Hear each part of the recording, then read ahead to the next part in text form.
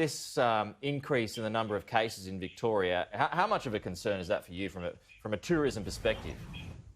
Yeah, well, it's really interesting. It's clearly a concern. I mean, we really have been on a pathway to have COVID-19 under control. And if you look at the global situation, Australia is clearly well placed.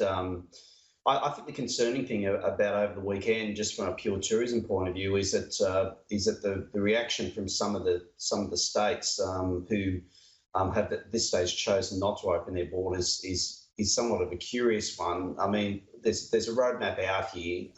We've got a suppression strategy, not an elimination strategy from a national cabinet perspective on COVID-19. There will be outbreaks from time to time on the basis of that strategy.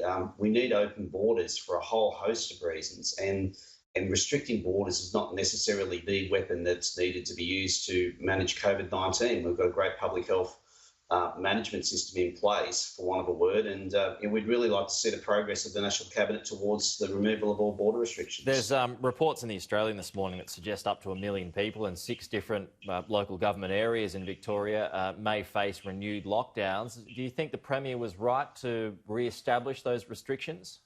Oh, look, yeah, we're not critical of the public health response by the Victorian government, and the whole way through this journey, the tourism industry has been in lockstep with governments around ensuring that we have the effective public health response. I mean, one of the great deliverers of tourism for Australia, the ability for us to get what we can get, is in terms of our appeal, is that we're a clean, green, safe country to either come to or move around. So it's imperative that obviously we manage the virus. If we don't manage the virus, there is no industry.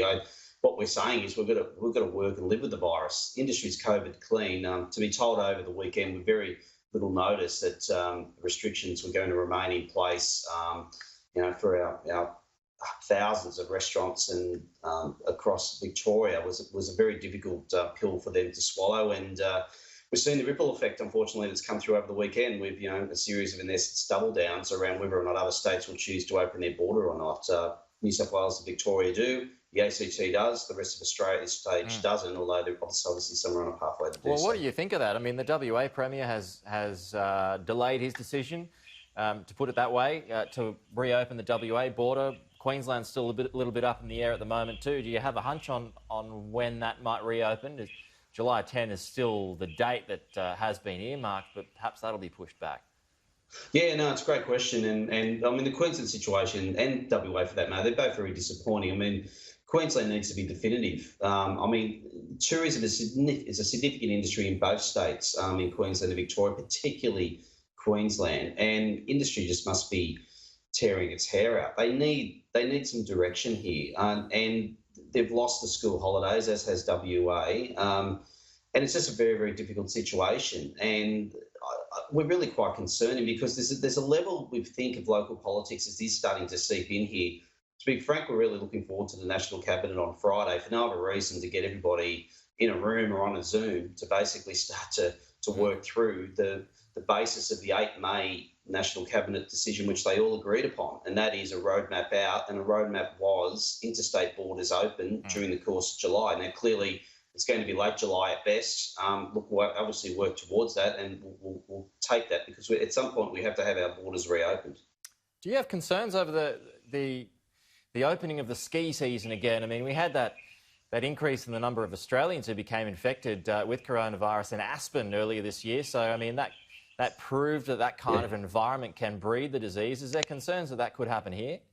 Oh, no, I think all the ski resorts, both across New South Wales and Victoria, are working very hard at this. I mean, industry has really focused on being COVID clean and being ready for the COVID economy. So I know from the Victorian ski fields perspective, it's my part of the world, is that there's been a lot of work being done to ensure that we have a COVID clean environment for our skiers. And it's a critical industry, not just for those particular regions of Australia across New South Wales and Victoria, but again, it's another definitive fork in the road where industry has stepped up, has made the changes. The season's now open.